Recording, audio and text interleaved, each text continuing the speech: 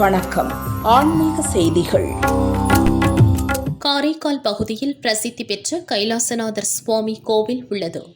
இந்த கோவில் தேவஸ்தானத்திற்குட்பட்ட பொய்யாத மூர்த்தி விநாயகர் கோவிலில் தை மாத செவ்வாய்க்கிழமையை முன்னிட்டு லட்சார்ச்சனை நடைபெற்றது. ஏகதின லட்சார்ச்சனை வழிபாட்டில் திரளான பக்தர்கள் கலந்து கொண்டனர். முன்னதாக விநாயகருக்கு 16 வகை வாசனை திரவியங்களால் சிறப்பு அபிஷேகம் செய்தனர். வெள்ளி அங்கி சாற்றி சர்வ புஷ்ப அலங்காரம் செய்யப்பட்டது. காலை துவங்கிய லட்சார்ச்சனை இரவு வரை நடந்தது. ஆயிரக்கணக்கான பக்தர்கள் விநாயகரை தரிசித்து மனமுருகினர்.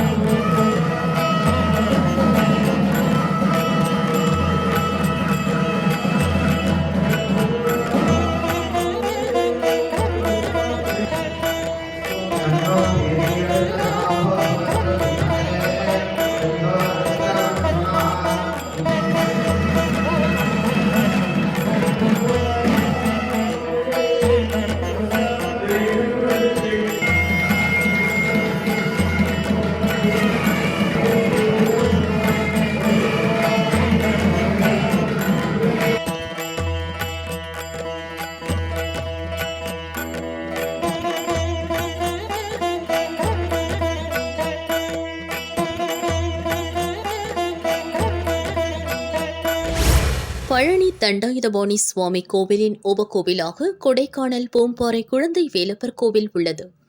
இங்கு ஆண்டுதோறும் தேரோட்ட விழா வெகு விமரிசையாக நடைபெறும். விழாவில் உள்ளூர் பொதுமக்கள் மற்றும் டூரிஸ்டுகள் கலந்து கொண்டு தங்களது வேண்டுதலை நிறைவேற்றி குழந்தை வேலப்பரின் அருள் பெற்று செல்வர். உலகிலேயே நவபாஷான சிலையை உருவாக்கி பிரதிஷ்டை செய்தவர் மாமுனிவர் போகர் ஆவார். அபூர்வமான 2 நவபாஷான சிலைகளை உருவாக்கினார் மாமுனிவர் போகர். அதில் ஒன்று பழனி தண்டாயுதபாணி முருகன் சிலை, இரண்டாவதாக பூம்பாறை மலையில் உள்ள குழந்தை வேலப்பர் சிலை என்பது குறிப்பிடத்தக்கது. இக்கோவிலின் தேரோட்ட விழாவை சிறப்பிக்கும் விதமாக குழந்தை வேலப்பருக்கு சிறப்பு அபிஷேகம், அலங்காரம், தீப ஆராதனைகள் நடைபெற்றன.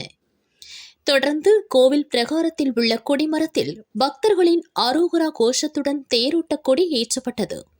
வரும் 12ஆம் தேதி திருத்தேர் ஏற்றம் மற்றும் மாலை 5 மணியளவில் திருத்தேர் வடம் பிடித்தல் பூந்தேர் நிகழ்ச்சி நடைபெறும்.